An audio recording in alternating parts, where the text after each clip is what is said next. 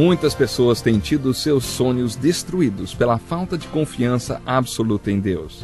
A Bíblia está repleta de exemplos de grandes sonhos cumpridos para a glória de Deus. Encontro com a Palavra é um programa escrito pelo Dr. Dick Woodward e narrado por Pastor Edson Bruno. Ouça e descubra verdades que lhe ajudarão no seu dia a dia. Com você, Pastor Edson Bruno.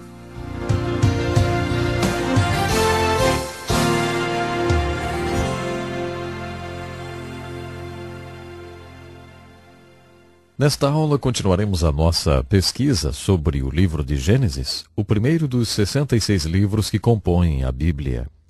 Portanto, você é muito bem-vindo a mais este programa. Começamos a pesquisa do livro com uma visão muito geral. Falamos sobre algumas das primeiras coisas que são mencionadas no livro de Gênesis. Agora, iremos para o capítulo 4 e eu gostaria de mencionar mais uma vez algumas coisas sobre o motivo pelo qual o livro de Gênesis foi escrito. Mantenha essa perspectiva. Gênesis, que significa começo, conta a história de como era tudo no princípio. Não porque Deus acha que nos deve uma explicação, mas porque Ele quer que saibamos isso. Muitas das coisas no livro de Gênesis são descritas dessa forma. Deus quer que entendamos o casamento como o casamento é. E é por isso que Ele nos fala do casamento assim como o casamento foi no princípio. Deus quer nos falar, como Ele no capítulo 3, da crise do pecado como ela é, por isso ele descreve a crise como a crise era. Na segunda metade do capítulo 3, também vimos a comunicação entre Deus e o homem, como ela é e como ela era. Assim que o homem caiu, vemos Deus procurando o homem e tentando se comunicar com ele, fazendo perguntas como: "Ei, onde você está? E quem te disse?" No momento em que lemos essa passagem, na segunda metade do terceiro capítulo do livro de Gênesis, devemos perceber que essa passagem está descrevendo algo muito importante. Deus ainda procura por nós nos dias de hoje. Deus ainda se comunica conosco nos dias de hoje. Se pudermos entender isso, então poderemos entender as muitas experiências que temos, especialmente experiências trágicas ou de crises. Muitas dessas experiências trágicas ou de crise são o resultado de Deus procurando nos alcançar, tentando chamar a nossa atenção e se comunicar conosco, tentando nos fazer pensar sobre onde nós estamos. Há alguns anos conheci um homem que era o comandante de uma esquadra de aviões da Marinha. Ele me contou de uma vez que havia ensinado a todos os seus pilotos como usar os pontos de orientação quando estivessem perdidos. Quando um piloto estava voando e saía da linha de visão, geralmente ele se perdia. Então o comandante ensinou a eles esses 5 pontos de orientação. Ele disse: toda vez que vocês suspeitarem que estão perdidos, pensem nesses 5 pontos de orientação. Lembrem disso contando os dedos da mão esquerda. O primeiro, o dedão de orientação, ou o primeiro ponto de orientação, disse ele, é confessar. Confesse que você está perdido. Do jeito que esses jatos de hoje em dia são rápidos, se vocês não confessarem logo que estão perdidos, vão ficar muito mais perdidos ainda. Então o primeiro ponto de orientação é confessar.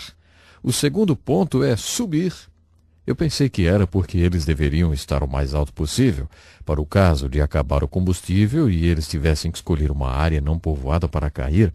O comandante disse que eles são ensinados a subir, porque assim gastam menos combustível, além de que a comunicação fica melhor quando se ganha altitude. Então o segundo ponto de orientação é subir. O terceiro ponto de orientação é conservar. Quando você está perdido, você deve economizar o máximo de combustível possível. Ele disse que certo dia ouviu a comunicação de um dos pilotos com o porta-aviões. Ele falou o seguinte: estou perdido em algum lugar a sudoeste, mas estou fazendo um excelente tempo. Essa não é a hora para se fazer um excelente tempo. Então, o terceiro ponto de orientação é, depois de ganhar altitude, controlar o sufoco e conservar combustível. Os 2 últimos pontos de orientação são os mais importantes. O quarto ponto de orientação é se comunicar.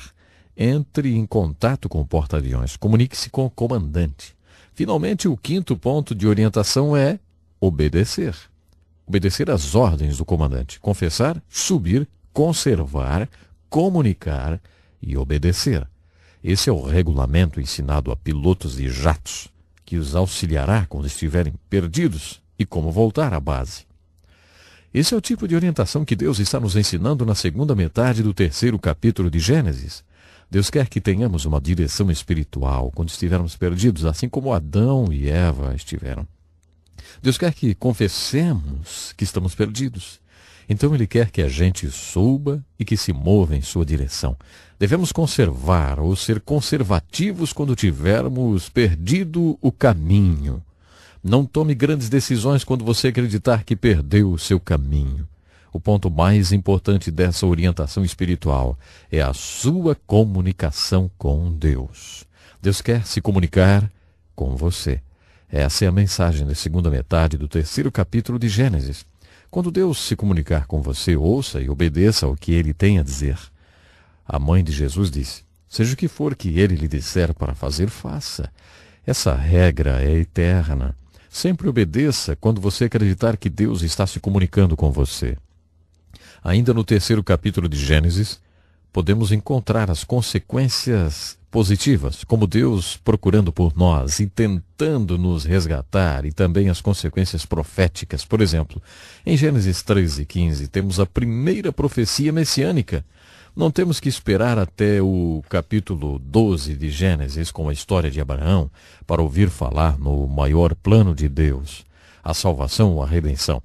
Em Gênesis 3:15, Deus nos fala sobre o seu grande plano, quando ele diz à serpente, eu farei com que você e a mulher sejam inimigas uma da outra, e assim também serão inimigas a sua descendência e a descendência dela. Esta esmagará a sua cabeça e você picará a descendência dela. Sabe, essa é uma profecia messiânica, se você entende do que esse versículo está falando. Essa é a primeira dica das Escrituras que afirma que Deus trará alguém a este mundo e esse alguém irá consertar as coisas.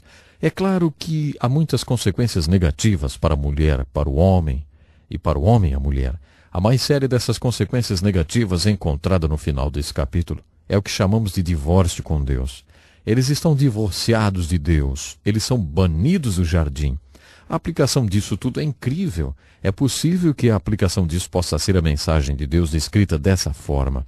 Se vocês não aprenderem a colocar a minha palavra em primeiro lugar e interpretar todas as suas necessidades na luz da minha palavra, se vocês não perceberem que vocês vivem de toda a palavra que foi dada por mim a vocês, então vocês serão expulsos do planeta. Eu acho que isso é possível mesmo em nosso tempo. No fim desse capítulo nos é dito que uma espada flamejante guarda o caminho para a árvore da vida.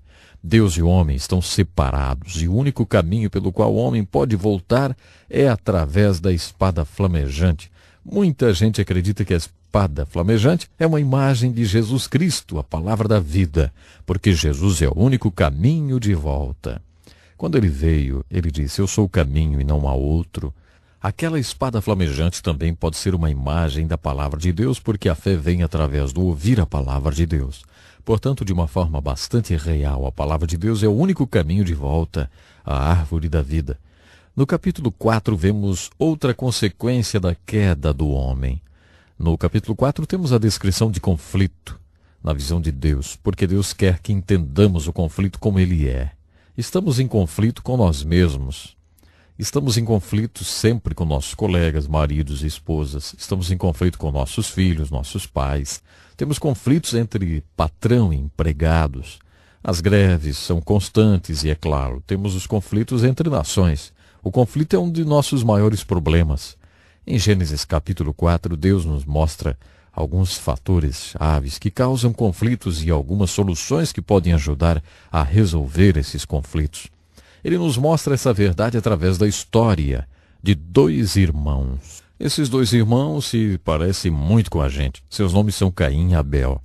Está escrito que foi ideia de Caim fazer uma oferenda a Deus. Já que Caim era um lavrador, um fazendeiro, ele ofereceu esse tipo de oferenda a Deus. O seu irmão Abel era um pastor e ofereceu um animal como oferenda. Ambos levaram oferendas a Deus. Se você ler a história cuidadosamente, vai perceber que Deus não estava muito satisfeito com Caim como homem. Caim não era aceitável aos olhos de Deus, portanto, Deus não aceita a oferenda de Caim. Observe cuidadosamente. Então, é dito que Deus estava satisfeito com Abel. Temos duas palavras aqui que eu gostaria de apresentar a você nesse ponto. Essa palavra vem do grego. A primeira é exegeses. Essa é uma bela palavra que significa extrair de um verso da Escritura tudo que está dentro desse verso. Nos seminários estudamos grego porque pretendemos ser estudantes da Bíblia ou pastores. No primeiro ano estudamos a gramática grega. Se você estudar o grego por 4 anos, os próximos 3 anos serão exegese. Isso significa que você estudará as Escrituras e irá interpretá-las. Exegese é quando você chega num verso das Escrituras em grego e tenta extrair desse verso tudo o que essas palavras em grego dizem. Ex significa fora de. Exegese significa então extrair de um verso tudo o que ele diz. A outra palavra é o oposto de exegese em grego, que é eisegesis. Eis em grego quer dizer o oposto de ex. Eis significa dentro. Então, exegese, eisegese quer dizer que você vai até um verso da Escritura e lê dentro desse verso algo que não está explícito. Isso é bobagem. Conforme você for aprendendo as regras para o estudo da Bíblia, vai descobrir que isso é uma grande bobagem. Já vimos exemplos disso no relato da criação em Gênesis, onde muita gente acha que houve uma catástrofe entre os versos 1 e 2. Isso simplesmente não está lá. Isso é ler dentro das Escrituras alguma coisa que não está lá. Quando lemos a história de Caim e Abel, é fácil ler algo que não esteja lá. Caim não foi instruído a trazer um sacrifício animal. No livro de Levítico, as pessoas eram instruídas a trazer oferendas de grãos, se era com grãos que eles trabalhavam. Portanto, a oferenda não era a questão mais importante nessa história. É óbvio que a questão mais importante não é a oferenda, é o homem. No capítulo 11 do livro de Hebreus, há um comentário sobre essa história. E esse comentário diz que Abel, através de sua oferenda, deu o seu testemunho de que era correto como homem. Percebemos que Deus se preocupa mais com o homem do que com a sua oferenda. A história aqui é a seguinte: Caim é o Senhor inaceitável. Eu não creio que a Bíblia explique por que ele era inaceitável. Ele era assim, e é claro que Deus sabia disso. Abel é o Senhor aceitável. Agora o Senhor inaceitável e o Senhor aceitável trazem uma oferenda a Deus, e Deus rejeita a oferenda do Senhor inaceitável. O Senhor inaceitável, diz a Bíblia, fica zangado e deprimido. Ele estava zangado, muito zangado. Mais uma vez estamos ficando sem tempo aqui e eu gostaria de me despedir de você deixando um dever de casa hoje. Leia essa história bastante conhecida de Caim e Abel. Veja se você pode encontrar alguma aplicação dessa história que possa ajudar as pessoas que vivem sempre zangadas ou deprimidas. Conforme você estiver lendo a história, faça essas perguntas. O que a história diz? O que significa? E o que significa para mim?